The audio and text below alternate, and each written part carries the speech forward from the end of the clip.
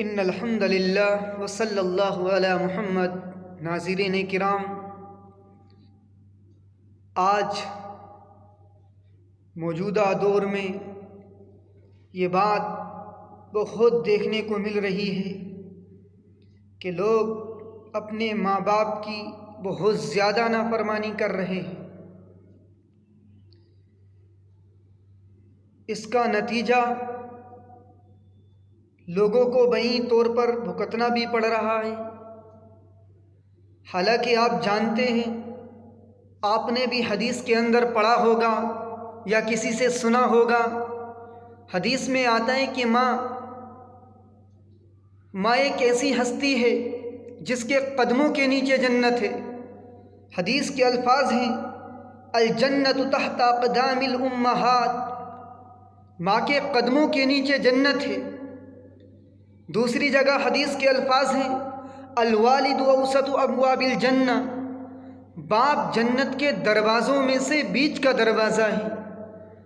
تو پتہ کیا چلا کہ ماں کی خدمت کرنے سے جنت ملا کرتی ہے اور باپ کی خدمت کرنے سے جنت کے دروازے کھلا کرتے ہیں۔ اب اس سے کوئی مطلب یہ نہ نکال لے کہ پوری زندگی ماں باپ کی نافرمانی میں گزار دی، پوری زندگی عیاشیوں کے اندر گزار دی، لیکن ماں باپ کی ایک بھی نہ سن کے دی۔ کسی دن جا کر کے ماں کی خدمت کر لی، باپ کی خدمت کر لی اور ثبوت دے دیا کہ میں نے ماں کی خدمت کی ہے اور باپ کی خدمت کی ہے۔ نہیں، اس کو خدمت نہیں کہا کرتے۔ خدمت تو یہ ہے جب ماں کہے کہ بیٹا تو فوراً ماں کے سامنے حاضری ہو جائے۔ اگر نماز کے اندر بھی تم کھڑے ہو اور ماں کا آواز تمہارے لیے نکل جائے تو نیت توڑ کر کے ماں کے پاس آ جاؤ۔ اس کو کہتے ہیں ماں باپ کی خدمت۔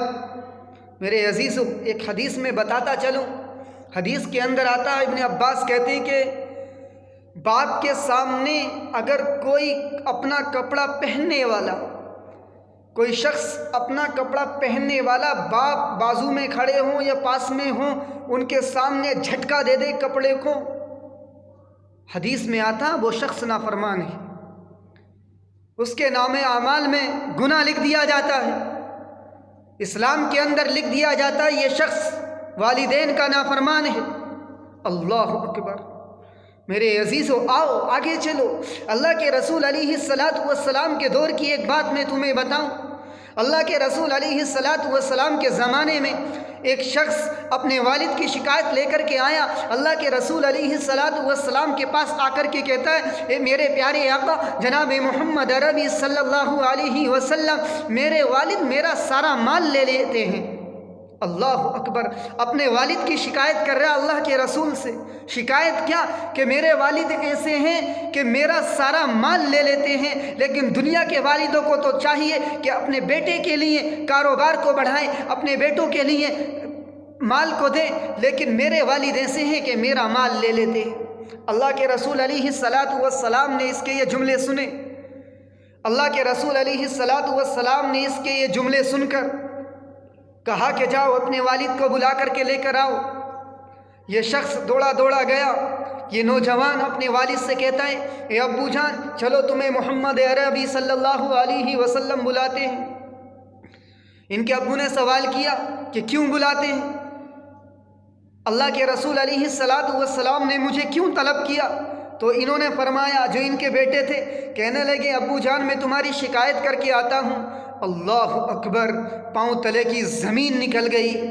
دل کے اندر کوئی بات آئی لیکن زبان پر اس کو ظاہر نہیں کیا۔ اللہ تبارک و تعالیٰ نے اس بات کو سنا۔ اللہ تبارک و تعالیٰ نے جبرائیل کو جناب محمد عربی صلی اللہ علیہ وسلم کے پاس بھیجا، جا کر کے کہہ دو اللہ تبارک و تعالیٰ نے تم سے اللہ تبارک و تعالیٰ نے جو شخص تمہارے سامنے آنے والا ہے ان سے یہ سوال کرنا۔ اللہ تبارک و تعالیٰ نے یہ بات لے کر کے مجھے آپ کے پاس بھیجا ہے۔ میرے عزیزو، اللہ کے رسول پر وحی آ گئی۔ اللہ کے رسول علیہ السلام کے پاس یہ دونوں حضرات آئے، والد بھی اور بیٹا بھی۔ اللہ کے رسول علیہ السلام قبل ان کی کچھ سنتے اپنا ہی جملہ رکھ دیا، اپنا سوال کر دیا کہ بتاؤ تمہارے دل میں وہ کون سی بات آئی تھی؟ مجھے حضرت جبرائیل نے بتایا اللہ تبارک و تعالیٰ کی طرف سے میرے اوپر وحی نازل ہو گئی۔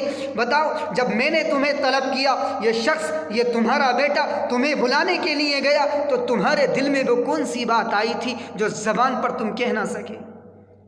رونے لگے۔ اللہ کی قسم،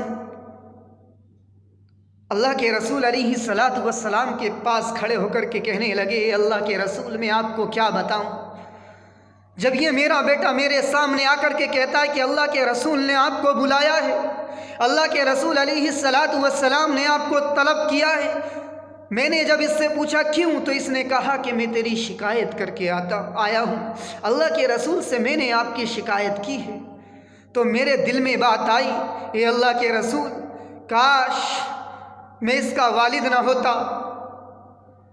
آپ جانتے ہیں میں نے اس کی پرورش کے لیے کیا کیا نہ سہا، کتنی مشقتیں اٹھائیں، کتنی تکلیفیں برداشت کی۔ میں نے سوچا تھا یہ بڑا ہو کر کے میرا بازو بنے گا، یہ بڑا ہو کر کے میرے کام میں ہاتھ بٹائے گا، یہ بڑا ہو کر کے میری خدمت کرے گا، یہ بڑا ہو کر کے میرے ساتھ رہے گا، میرے کام کو انجام دے گا۔ اللہ کے رسول علیہ الصلاۃ والسلام کے سامنے یہ الفاظ بول رہے ہیں تو کہہ رہے ہیں کاش یہ مجھے اپنا والد نہ سمجھتا، یہ مجھے اپنا باپ نہ سمجھتا، کم سے کم ایک پڑوسی سمجھ لیتا۔ کوئی پڑوس والا پڑوسی کی بھی شکایت نہیں کرتا۔ اللہ اکبر۔